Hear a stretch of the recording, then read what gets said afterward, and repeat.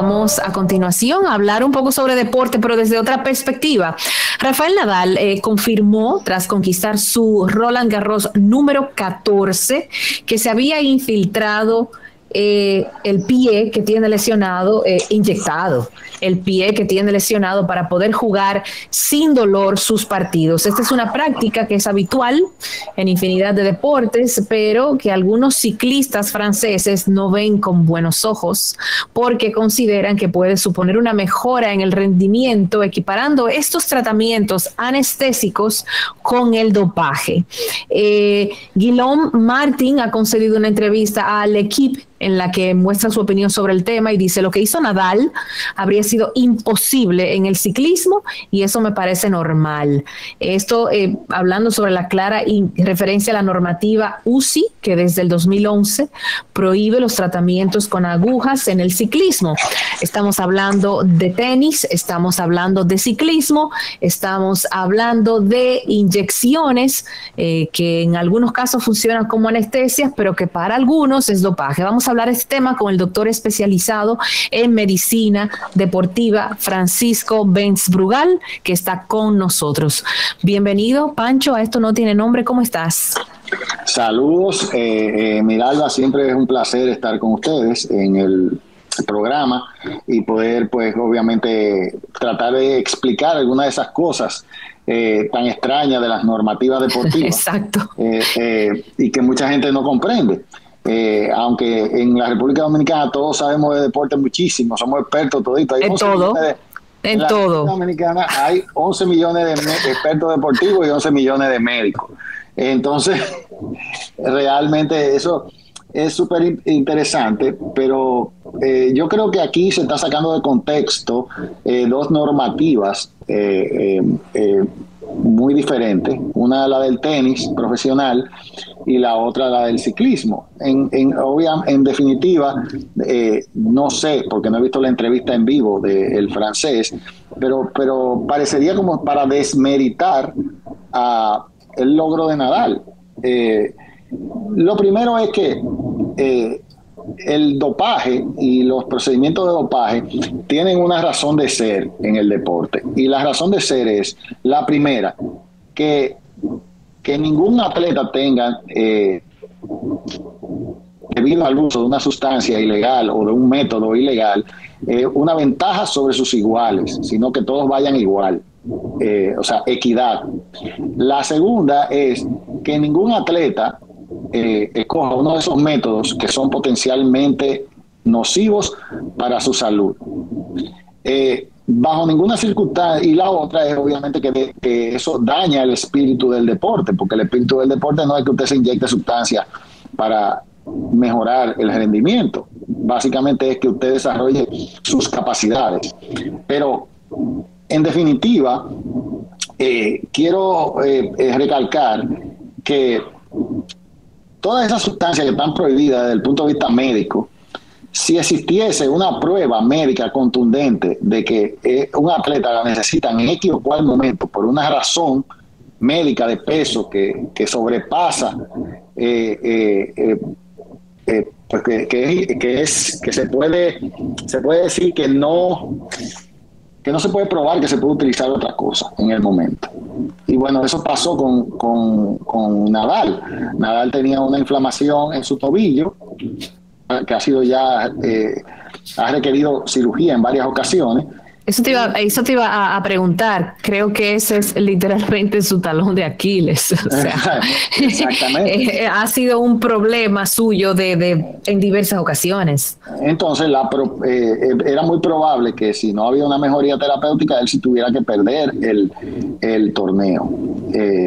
Y tomando en cuenta eso, pues cada deporte profesional tiene sus normativas y hay lo que se llama el uso de una exerción terapéutica. Una exerción terapéutica significa que mi staff médico le manda al staff médico del torneo la decisión que han tomado de inyectarme X o cual medicamento, sabiendo de que ese medicamento está vetado por el consejo de ese equipo o por las normas de ese equipo, pero yo le estoy mandando la prueba de por qué lo voy a usar y de que necesito usarlo para mejorar clínicamente a mi paciente. Nadie se va a negar si hay una comunicación previa a que se use X o cual medicamento, que sea probado que es necesario. Y es ahí donde donde es que la gente se pierde. Muchas personas fallan y violentan las reglas porque piensan que no le van a dar el permiso. Bueno, usted puede mandar una excepción terapéutica y se la pueden aprobar. Y yo creo que eso fue lo que pasó con Nadal. Entonces, al final, él no ha violentado ninguna regla, aún haya usado un glucocorticoide. No sé si tú me estás entendiendo. Sí. Tan sencillo como eso. Lo que no me queda, o sea, a ver, si bien en un deporte como el tenis es permitido, ¿por qué en otros no? ¿Es específicamente por el caso de un dolor o condición médica? Porque ya sabemos que libremente no se puede. Si un ciclista tiene una lesión y obviamente sus médicos prueban que solamente una inyección de glucocorticoides puede mejorar la situación que ese ciclista tiene, pues, y se manda una sesión terapéutica, es muy probable que sea aprobada. Es muy probable que sea aprobada. Ahora, si él se puede tomar una aspirina o se puede tomar un diclofenac y con eso puede mejorar su problema, pues los médicos le van a decir, nosotros entendemos que no está aprobada la excepción terapéutica y usted debería recurrir a tales o cuales métodos antes de que nosotros podamos aprobar eso. Y ahí es que viene el detalle. Muchas veces va a depender de qué tan minucioso fue su médico. Es muy probable que el médico de Nadal, eso no me consta, le haya dicho, hemos utilizado tantas semanas de tal tratamiento, tantas semanas de tal tratamiento y no funcionó, tal semana, y lo único que nos queda es utilizar esto para poder tener al paciente, al deportista listo para participar. ¿Le resta esto algún mérito al logro número 14 en el Roland Garros a Rafael Nadal, pero que también con esa victoria acumula 22 títulos, poniéndose prácticamente a la cabeza? Pues si yo fuera parte del comité médico del torneo o de lo que sea, y Nadal cumplió los procedimientos para pedir el uso de un medicamento y no violentó las reglas, yo creo que no debería eso llamar la atención. Más bien es parte del deporte, eso pasa mucho. Lo que pasa es que en este caso pasó con Rafa Nadal, que pidió una excepción terapéutica, pero esas excepciones terapéuticas se piden a diario. Hay muchísimos peloteros que usan, ¿qué te pongo? Anfetamina para déficit de atención, pero realmente eso también tiene una acción en el rendimiento de este atleta, le mejora los reflejos, son más rápidos al reaccionar y todo eso. Pero si se comprueba de que este individuo también tiene déficit de atención, pues no le pueden negar el uso de entonces, ahí que viene el hecho de hacer los procesos de la forma correcta. Y bueno, Nadal, si hizo una excepción terapéutica y fue aprobada, Nadal no incurrió en ninguna violación.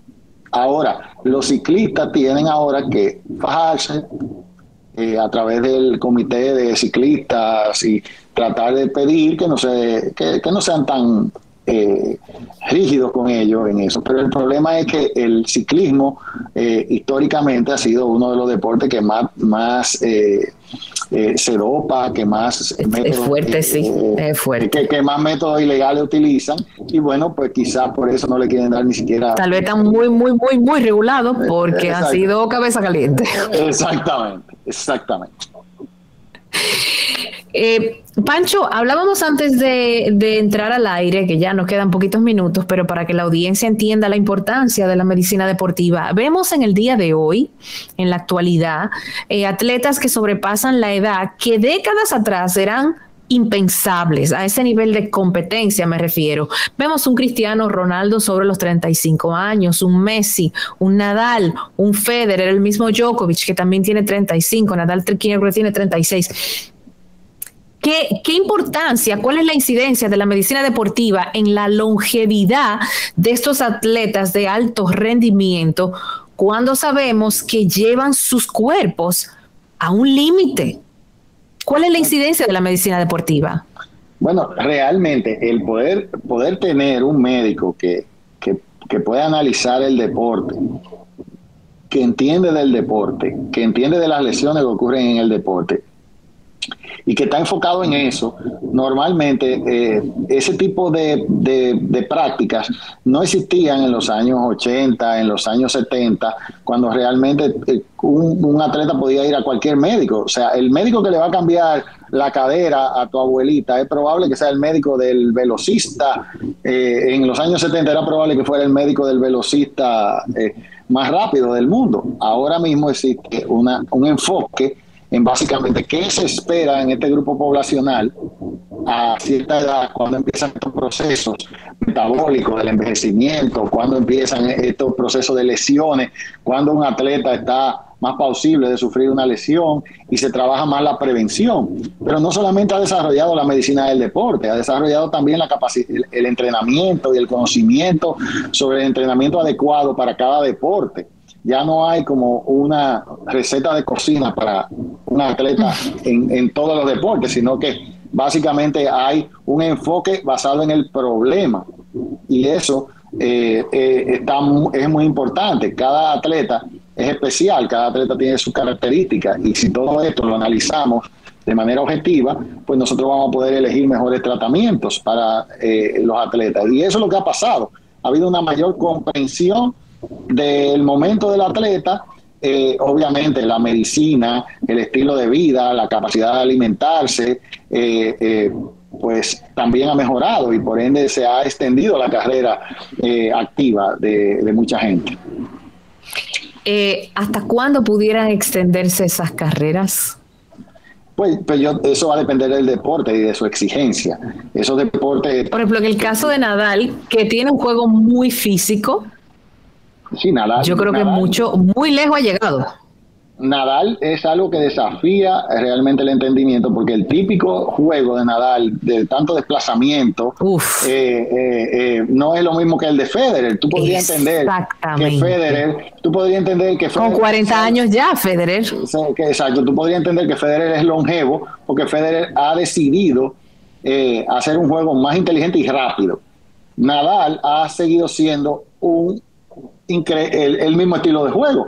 Y aún muy así, físico, muy demanda mucho la parte física. Pero yo entiendo que el entender también las adaptaciones que hay que hacer para mantenerse en el deporte también podría extender la carrera. Por eso es que, sin duda alguna, Nadal es un fenómeno porque ha mantenido su mismo estilo de juego. ¿Con inyección o sin inyección? Con inyección o sin inyección, más eso no lo desmerita, porque vuelvo y te repito. No es la primera vez que lo hace. No sería la primera vez y probablemente tampoco lo ha hecho de manera ilegal, lo ha hecho bajo los parámetros de su disciplina. De su disciplina, y eso es lo que cada atleta debería hacer. Si todos los peloteros de aquí utilizaran esa sustancia que salen positivos y lo suspenden, lo utilizaran pidiendo una excepción terapéutica y se las aprueban y justifican que realmente lo necesitan, pues probablemente no hubiera un problema de dopaje en la República Dominicana, era un problema de violentar las reglas y las normas establecidas por los deportes para el uso de una sustancia, porque los deportes no te están diciendo que no use la sustancia, sino que tiene que haber una justificación y una autorización para que lo hagas. Clínica, exactamente, clínica. Si tú no tienes por qué utilizar una hormona, pues no debes utilizarla, porque tú estás buscando otra cosa que no es algo médico, ya tú estás buscando rendimiento. Y eso es ilegal. Que ahí es que está la trampa. Ahí es que está la trampa. Pancho, muchas gracias. Dinos, por favor, dónde se puede comunicar quien quiera contigo para cualquier consulta. Pues realmente eso... Que tú no solamente ves atleta. Que conste. Yo también veo personas con afecciones musculoesqueléticas, pero realmente mi especialización es más enfocada en el atleta y la persona con una vida activa. Nos podemos ver en Rehabilitec, lo pueden buscar en Google, y en Rehabilitec, arroba Rehabilitec RD en las redes sociales, y realmente con muchísimo gusto estamos para servirle, y obviamente también para ustedes, para aclarar siempre cualquiera de esas dudas. Gracias, muchas gracias, Pancho.